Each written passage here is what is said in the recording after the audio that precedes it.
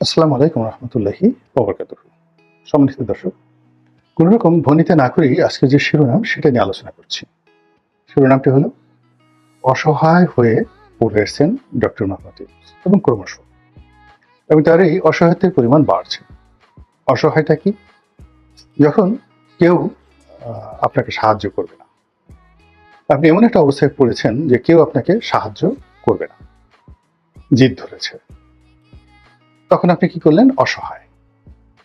দ্বিতীয়ত হলো যে আপনি এমন একটা অবস্থাতে পড়ে গিয়েছেন যেখানে কেউ চাইলেও আপনাকে সহযোগিতা করতে পারবে না, তাহলে আপনি অসহায়।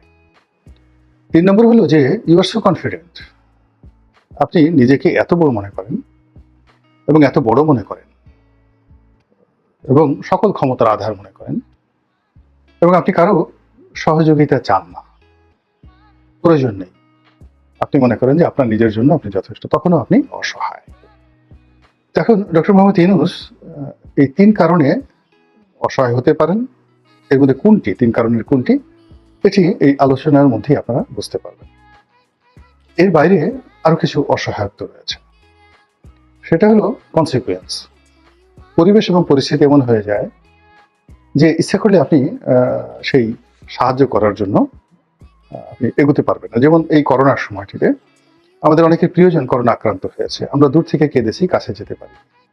কিংবা কোনো ব্যক্তি যদি কুষ্ঠরোগী রোগ হয়, কিংবা কারো যদি প্লেগ হয়, যেগুলো শো আছে, তাহলে কিন্তু সেই প্রকৃতির কাছে আপনি যাকে বলা হয় অসহায় হয়ে পড়বেন। ইচ্ছা করলেও আপনি আপনার প্রিয়জনকে সহযোগিতা করতে পারবেন না। এখন রাজনীতি এরকম একটা ব্যাপার যেখানে কেউ যদি অপান্তে হয়ে যায়, অপ্রয়োজনীয় হয়ে যায়, এটি কুষ্ঠ রোগের চাইতেও খারাপ, করোনার চাইতেও খারাপ। এবং একবার যদি কেউ রাজনীতিতে পৌঁছে যায় এবং তার কোনো সম্ভাবনা না থাকে, তাহলে একেবারে প্রিয়জন, যেটা একেবারে আপনজন, পরিজার সন্তান কিংবা জন্মদাতা পিতা মাতা, তারাও কিন্তু এই রাজনীতিতে যারা পৌঁছে যায় তাদেরকে ছেড়ে চলে যান এবং সেক্ষেত্রে একটা অসহায়ত্বের সৃষ্টি হয়। শত শত উদাহরণ দেওয়া যাবে, বেশি দূর যেতে হবে না, যেখানে এই রাজনীতির কারণে মা তার সন্তানের চোখ উঠিয়ে দিয়েছে। সন্তান তার মা বা তার বাবাকে বন্দি শুধু করেননি, মেরে ফেলেছেন, একাধিকবার চেষ্টা করে মেরে ফেলেছেন। This is politics. তো কাজেই ডক্টর মোহাম্মদ ইউনূস এখন যে পোর্টফোলিওতে আছেন, পদ পদবিতে আছেন, ইটস এ পলিটিক্যাল পোর্টফোলিও এবং he is holding a political office. তো কাজেই তিনি এই মুহূর্তে আমরা যেটা দেখতে পাচ্ছি, অসহায়। তার কোনো আহ্বান আমরা এখনো পর্যন্ত শুনিনি। He has not invited anybody. তিনি পুলিশের দায়িত্ব নেননি, আর্মির দায়িত্ব নেননি, কোনো দায়িত্ব তিনি নেননি। এবং আমরাও তার কোনো একটা বক্তব্য নিয়ে যে আমরা আশ্বস্ত হব, এরকম কোনো ঘটনা আমরা শুনিনি। অথচ আমাদের টাকায় যমুনার জল গড়াচ্ছে, অর্থাৎ তিনি যে ভবনটিতে থাকেন এটির নাম যমুনা।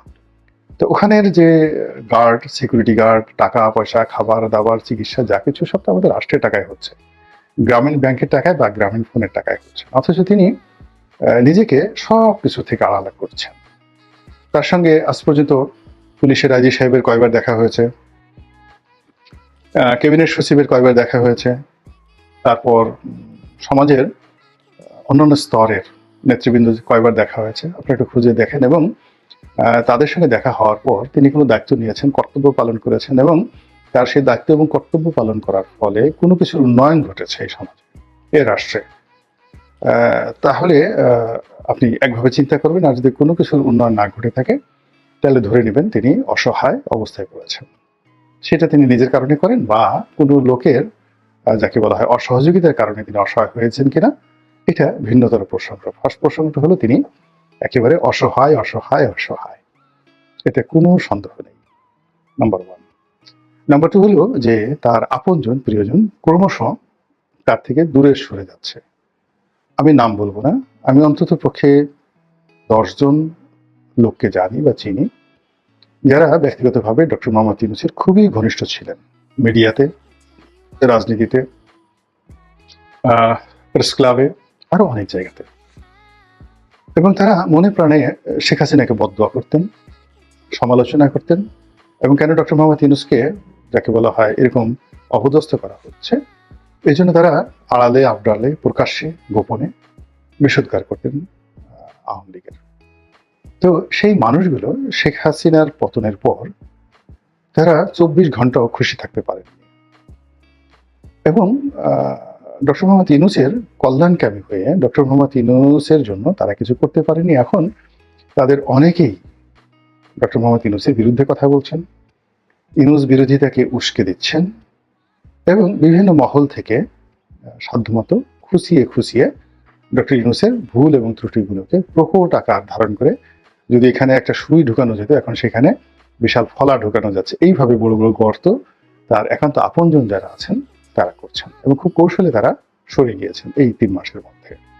এর মধ্যে সাংবাদিক আছেন, এর মধ্যে বুদ্ধিজীবী আছেন, এর মধ্যে অর্থনীতিবিদ আছেন, এর মধ্যে আইনজীবী আছেন, এর মধ্যে পলিটিক্যাল লিডার্স আছেন, সবাই ধীরে ধীরে ধীরে ধীরে দূরে চলে গেছে। এবং এই মুহূর্তে তার পক্ষে সারা বাংলায় অথবা দেশের বাইরে কথা বলার মতো একজন লোক নেই। আর বলবেনই বা কি করে?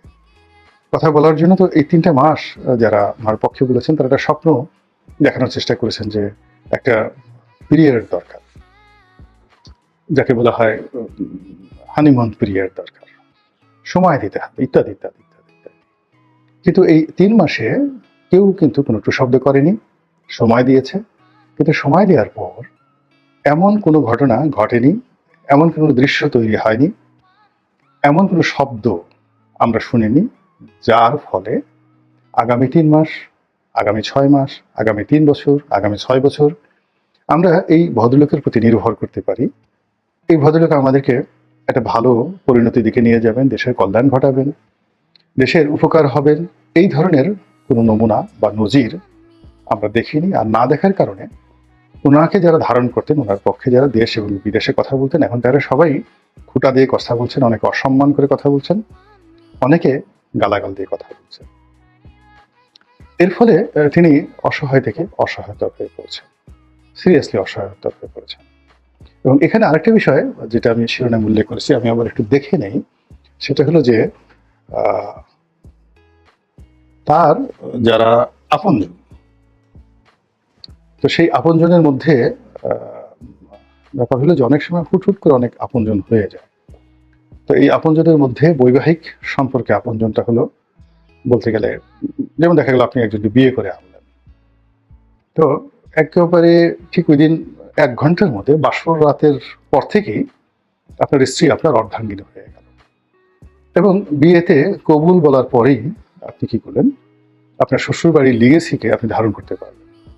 এই একটা মাত্র বিয়ে শাদী ছাড়া আর নিজে জন্ম দেওয়া ছাড়া আর কোনো কিছুই ওন করা যায় না উইদাউট পরিশ্রম। যেমন আপনার সন্তান হলো, সঙ্গে সঙ্গে আপনি তাকে ওন করছেন, কিন্তু বাকি যা কিছু আছে সেখানে আপনি হঠাৎ করে উড়ে এসে জুড়ে বসে কোনো কিছু ওন করবেন, এটা হয় না, এটা কোথাও কোনো কালে হয়নি। আমাদের বাংলায় একটা গান আছে যে কলা বাবা দয়াল বাবা কলা খাবা গাছ লাগায় খাও। তো আপনি যদি মন্ত্রী হতে চান, এমপি হতে চান, এই যে আমি একজন সাধারণ সংসদ সদস্য পদে 1 বার মতো নির্বাচন করেছি, মানে জয়ী হয়েছি, 3 বার মনোনয়ন পেয়েছি, 1 বার ইলেকশন হয়নি 111-এর সময়, আর 18 সনে তো যা হয়েছে আপনারা সবাই জানেন। কিন্তু দেখা গেল এই একটা সংসদ সদস্য হওয়ার জন্য আমি আমার জীবনে সব কিছু জলাঞ্জলি দিয়েছি, পরিবার, ব্যবসা বাণিজ্য, শরীর, স্বাস্থ্য, অর্থ, বিত্ত, সব কিছু। তারপর মামলা মোকদ্দমা, দুর্ভোগ, দুর্দশা সবকিছু করার পরেও এভরিডে এই রাজনীতির জন্য গালি খাচ্ছি। এখন কেউ বলার চেষ্টা করছেন যে এ পাগল, মানে যত রকম অশালীন গালিগালাজ আছে আমার সম্পর্কে, আমার বাবার সম্পর্কে, আমার 14 জেনারেশন সম্পর্কে, এই রাজনীতির কারণে আমাকে সেটা হজম করতে হচ্ছে এবং এটাই নিয়তি। আর আমি যদি রাজনীতি না করতাম তাহলে এই যে আমার যে অর্থবিত্ত আছে, আমাকে কেউ চিনতো না, কেউ জানতো না, কেউ নিয়ে আমাকে মাথা ঘামাতো না। আমি পোলাও খেতাম, কোরমা খেতাম, 5 স্টার 7 স্টার হোটেলে ঘুরতাম, প্রতি মাসে একটা করে নতুন নতুন গাড়ি কিনতাম, গাড়ির মডেল চেঞ্জ করতাম এবং আমি যত টাকা উপার্জন করেছি এবং রাজনীতির পিছনে যদি আমার এই টাকাগুলো খরচ না হতো, লস না হতো, তাহলে এই ঢাকা শহরে রোলস রয়েস গাড়ি কেনার মতো সামর্থ্য আমার ছিল। তো সেই জিনিসগুলো বাদ দিয়ে আমি এই রাজনীতিতে এসেছি, অর্থাৎ ওই যে গাছ লাগিয়ে কলা খাওয়ার চেষ্টা করছি। কিন্তু আপনি ডক্টর মোহাম্মদ ইউনূস বা আপনার যারা উপদেষ্টা আছে জীবনে কোনোদিন বাংলাদেশ জিন্দাবাদ বললেন না, জয় বাংলা বললেন না, নারায়ণ তকবীর বললেন না, কোনোদিন পুলিশের বাড়ি খেলেন না, মামলা নাই, মোকদ্দমা নাই। যা কিছু করেছেন নিজের জন্য। নিজের বাইরে আপনি কোনোদিন একটা প্যারাসিটামল ট্যাবলেটও কাউকে দিয়েছেন বা খেয়েছেন এরকম কোনো নজির নাই। কিন্তু রাতারাতি আপনি যখন প্রধানমন্ত্রীর একটা পদে বসলেন এবং বললেন যে এরা আমাকে বসিয়েছে, কারা বসিয়েছে? এই সমন্বয়ক ছাত্ররা। They are your appointee, they are your appointee. এটি আসলে হয় না, লং রানে হয় না। আপনাকে যদি এই লং রানে এটাকে কন্টিনিউ করতে হয়, তাহলে এই যে যারা আপনার অ্যাপয়েন্টি, যারা আপনাকে নিয়োগ দান করলেন, দে আর ইউর মাস্টার, তারা আপনার প্রভু, তারা আপনার মালিক, তারা আপনার বস। তো আপনি বসের সঙ্গে কি ধরনের আচরণ করবেন? বসের সঙ্গে তো আপনি চাকর বাকরের মতো আচরণ করতে পারেন না। বসের সঙ্গে তো আপনি আপনার যারা নিয়োগকর্তা তাদের সঙ্গে আপনি তুচ্ছতাচ্ছিল্য করতে পারেন না, আপনি তাদেরকে ইগনোর করতে পারেন না। যেমন আমরা জনগণকে ইগনোর করতে পারি না, কিন্তু যেখানেই জনগণকে গণতন্ত্র ইগনোর করা হয়েছে সেখানে ফ্যাসিজম হয়েছে। শেখ হাসিনার পতন হলো কেন? সে জনগণকে ইগনোর করেছে, ভোটকে ইগনোর করেছে, জনগণের রুল ফোর্সকে ইগনোর করেছে। তো আপনি তো, আপনার সঙ্গে জনগণের কোনো রিলেশন নেই। রিলেশন আছে কাদের সঙ্গে? হয়েছে অলনে ছাড়েন এই সমন্বয়কদের সঙ্গে। এখন এই যে সমন্বয়কদের সাথে রাতারাতি যে সম্পর্কগুলো আমি বললাম যে একেবারে আত্মার সঙ্গে গেঁথে যায়, এটা দুটো সম্পর্ক। একটা হলো আপনি যদি কাউকে জন্ম দেন বা নিজে কারো দ্বারা বায়োলজিক্যালি জন্ম লাভ করেন, যেমন আপনার বাবা মা, বায়োলজিক্যাল রিলেশন, বা আপনি কাউকে জন্ম দিলেন আপনার সন্তান সন্ততি, এটি অটোমেটিক হয়ে যায়, স্বয়ংক্রিয়ভাবে হয়ে যায়। আর দ্বিতীয়ত হলো বিয়ে শাদী, আপনি কারো বিয়ে করলেন। এখন এই যে সমন্বয়কদের সাথে যে আপনার সম্পর্ক, এই প্রকৃতির এই দুটো নিয়ম, বিয়ে শাদী, এই সমন্বয়কদের কারোর সঙ্গে আপনার বিয়ে শাদীর সম্পর্ক নাই, আর কারোর সঙ্গে আপনার এই বায়োলজিক্যাল কোনো রক্তের সম্পর্ক নেই। আপনি কারো পিতাও নন, আর কেউ আপনার সন্তান নয়। ফলে এই যে যে বক্তব্যটি, এটি একটা একেবারেই যাকে বলে আপনি যাদের অ্যাপয়েন্টি হয়েছেন বা অ্যাপয়েন্টেড হয়েছেন এবং আপনার যারা অ্যাপয়েন্টি মানে নিয়োগকর্তা, তাদের সঙ্গে আপনার এই সম্পর্কটা গড়ে তুলতে হবে প্রফেশনালি। এবং আপনার গ্রামের ফলে যারা চাকরি করে, অন্য জায়গাতে চাকরি করে, তাদেরকে তো আপনি পে করেন, কিন্তু এই সমন্বয়কদেরকে তো আপনি পে করেননি। তাদেরকে কোনোদিন একটা পাঞ্জাবি আপনি কিনে দেন। আপনি যে একটা গ্রামীণ চেকের যে পাঞ্জাবিগুলো পরেন, আপনি তো ইচ্ছা করলে এই যারা সমন্বয়ক আছে 1000 সমন্বয়কে ডেকে নিয়ে আমি তোমাদেরকে এই আমার যে গ্রামীণ জ্ঞানম কোম্পানি ছিল সেটার 1 কাপ দই 20 টাকা বা 50 টাকা, তোমাদেরকে 1 কাপ করে দই খেতে দিলাম। আর আমি গরিব মানুষ, আমার কোনো টাকা পয়সা নেই, কি দেবো ভাই, আমার যে গার্মেন্টস, আমি যে জামা কাপড় পরি, এরকম তোমাদেরকে আমি 1000 মানে পাঞ্জাবি দিলাম। সেটা তো আপনি করেন নাই। তাহলে এদের সঙ্গে আপনার রিলেশনটা কি? শেখ হাসিনা আপনি দেখেন কয়দিন পর 15 দিন 1 মাস পর পরই তার নেতাকর্মীদেরকে, সাহিত্যিকদেরকে, কবিদেরকে, ব্যবসায়ীদেরকে সেই গণভবনে ডেকে ডেকে সে শাহী খাবার খাওয়াতো, সরকারি খাবার, রাষ্ট্রের খাবার। যারা খেতে যেতেন তারাও সম্মানিত হতেন, আর শেখ হাসিনার সঙ্গে তাদের একটা অ্যাডাপশন হতো। এই অ্যাডাপশনের কারণে এখন লোকজন কাঁদছে শেখ হাসিনার জন্য, শেখ হাসিনা তাদের জন্য কাঁদছে। আপনি এখান থেকে চলে গেলে কেউ আপনার জন্য কাঁদবে না, এখন আপনার জন্য কেউ কাঁদছে না, বিকজ আপনি এই 3 মাসের মধ্যে সমন্বয়কদের সঙ্গে কোনো অ্যাডাপশন তৈরি করতে পারেননি, সম্পর্ক তৈরি করতে পারেননি। ফলে কি হলো, এই ক্ষুদ্র একটা বিষয়, আপনি 2 জন বা 3 জন উপদেষ্টাকে নিয়োগ দিয়েছেন, এটি নিয়ে সমন্বয়করা খেপে গিয়েছে, তারা আলটিমেট টাইম দিচ্ছে।